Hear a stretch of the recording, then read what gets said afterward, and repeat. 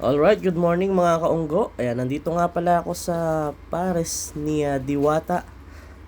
Ayan, at itatry nga pala natin ng Diwata Pares Overload. Ayan, dumayo pa nga pala ako mula Nueva Ecija para lang matikman to. At eto na, kasalubong ko pa nga yung may dala ng fried chicken. Ayan, ang lalaki ng manok, grabe. Isang piraso lang yan, sigurado solve na solve ka na dyan guys. Ayan, at dito nga sisimulan ko ng pumila at nang ako ay maka-order na ng kanilang pinagmamalaking Pares Overload ni Diwata. Ayan, so ngayon nga pala guys, napaka-konti pa lang ng tao. Hindi pa ganun karami dahil nga daw mainit, kaya wala daw masyado pang pumupunta. Mamayang hapon nga daw at hanggang mamayang gabi dadami ang tao dito, sabi ng nasakyan ko kanina. At ayan nga guys, naka-order na ako. At dito nga pala kinukuha yung pares. Ayan, kukuha ka ng order mo dyan once na nakabayad ka na. At tapos after dyan, dito naman tayo sa may pila ng soft drinks at ng sabaw. Ayan, dito nga pala sa soft drinks guys, dito nyo na ibibigay yung stub nyo. After nyo makuha yung soft drinks nyo. And after nyan, dito naman tayo sa may sabaw. At ayan nga guys, naka-order na ako at ito na yung Pares Overload ni Diwata. At ayan, titikman ko na nga pala kung ano lasa na to. Ayan, sisimulan ko sa sabaw. Unang higop, unang tikim. Tikman natin kung ano lasa na to. Malinamnam. Ayan, malinamnam yung sabaw niya guys. At mamaya titikman ko kung ano lasa ng laman. Ayan, dito nga pala ang daming umu-order ng fried chicken. Kasi nga dahil malaki yung manok. At ayan nga, tingnan nyo guys kung gaano kalaki yung fried chicken ni Diwata. Ayan, binidyohan ko nga pala yung katabi kong kumakain. Tingnan nyo kung gaano kalaki. Siguro good for 2 na yan para sa mga hindi naman ganun kalakas kumain. Pero kung mag-isa ka lang, busog na busog ka dyan.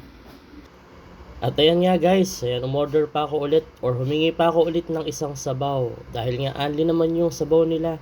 Kaya humingi pa ako ng isa dahil nabitin ako sa una. Ayan, kahit yung rice nila guys, only yan. Parehas sa only, kaya siguradong uuwi kayo ng busog na busog dito. Ayan nga, at tapos na akong kumain guys. Ayan, busog na busog ako, grabe. Ayan, hindi na ako nakahirit ng maraming kanin dahil kumain nga pala ako sa bahay bago ako nagpunta dito.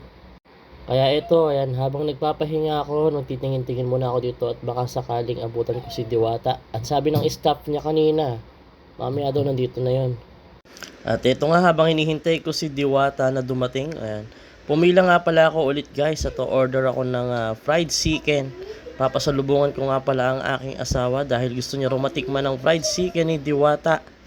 Kaya ito nga, at maghihintay ako ng konti dahil maiksi lang naman ang pila. Ayan, ito nga pala ang pila guys. Ayan, kung nakikita nyo, konti lang naman, di ba? Pero mamayang gabi dadami yan. Sabi nga ng nasakyan ko, kung mainit pa ako, konti pa daw ngayon. At ayan nga, malungkot na balita, naubusan ako ng fried chicken guys. Sobrang bili talaga. Yun talaga ang pinaka bestseller nila sa ngayon dito dahil napakalaki nga ng fried chicken.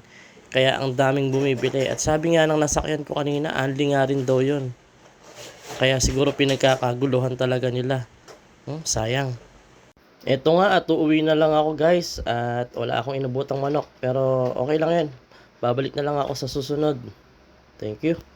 At nakauwi na nga pala ako sa aming apartment guys. Ayan. Thank you so much sa lahat ng nanood ng aking video. At kita-kita po ulit tayo sa aking mga next vlog at sa aking mga next video. And thank you so much guys for watching. At sa mga hindi pa po nakafollow sa aking page, papollow na lang po, King Kong Vlog. Thank you so much.